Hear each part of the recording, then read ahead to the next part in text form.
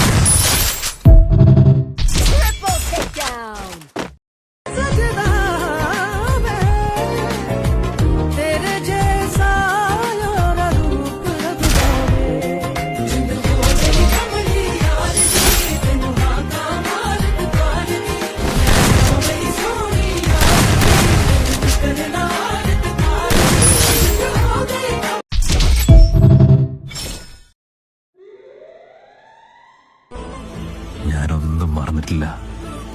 ഓരോ അവഗണനയും തീയായി എന്റെ ഉള്ളിൽ എരിയുന്നുണ്ട്. വരും കാലത്ത് നടക്കാനിരിക്കുന്നത് കാത്തിരുന്ന് കണ്ടോ?